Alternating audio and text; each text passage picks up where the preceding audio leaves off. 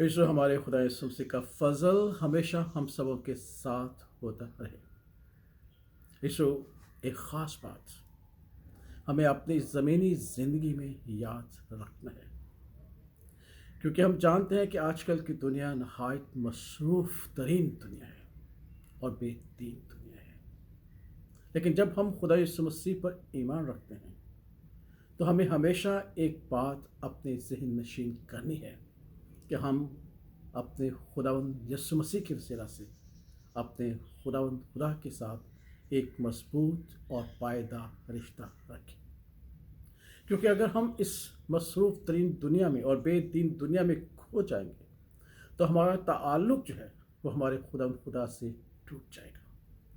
हमारे खुदा यीशु मसीह ने बड़े वाज़िह तौर पर कहा कि तुम मुझसे जुदा होकर कुछ नहीं कर सकते। इसलिए इस बात को याद रखिएगा कि हमने अपना ताल्लुक़, अपना रिश्ता अपने खुदावंद के साथ हमेशा कायम रखना है। क्योंकि अगर हम ऐसा नहीं करेंगे तो खुदावंद का पाक कलाम हमें सिखाता है कि हम खुदावंद के रूबरू उसके सामने नहीं जा सकते।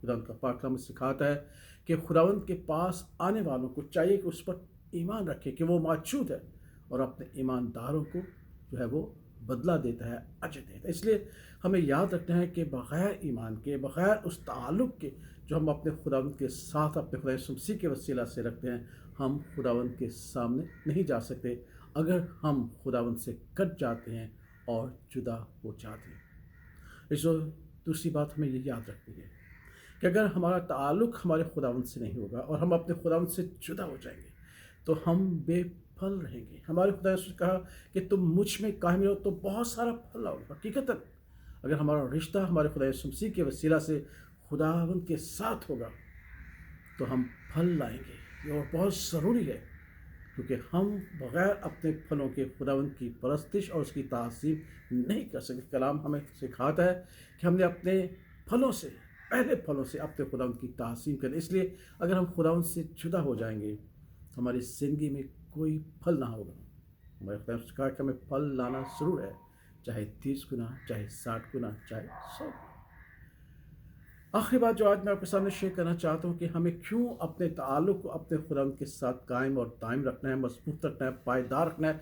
इसलिए कि अगर हम खुदावंद से जुदा हो जाएंगे तो हमारी उम्मीद टूट जाएगी, हमारे पास कोई उम्मीद। याद रखिएगा, हमें खुदा यीशु मसीह का जो फजल हासिल हुआ, यही हासिल हुआ है कि हम उसके वसीला से नए सिरे से एक ज़िंदा उम्मीद के लिए पैदा हुए। और अगर हम खुदावंद से जुदा हो जाएंगे तो खुदा का पाक कलाम कहता है कि जो खुदा से जुदा हो जाते हैं उनकी उम्मीद जाती रहती है, उनकी उम्मीद टूट जाती है।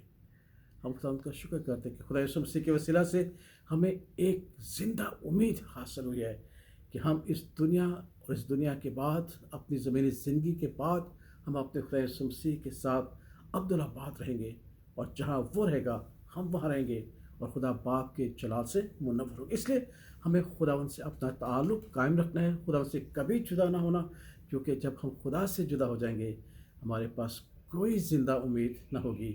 इसलिए ऐसे अपनी उम्मीद को बरकरार रखिए। ज़िंदा उम्मीद है कि हम अपने खुदा यीशु मसीह के वसीला से खुदा बाप के जलाल में हमेशा रहेंगे।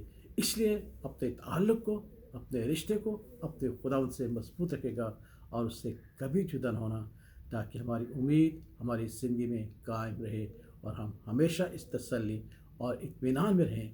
हमारा आसमानी बाप है जो हमारी फ़िक्र करता है। खुदा इस कलाम के वसीला से हमें बड़ी तसल्ली और इत्मीनान बख्शे। आमीन।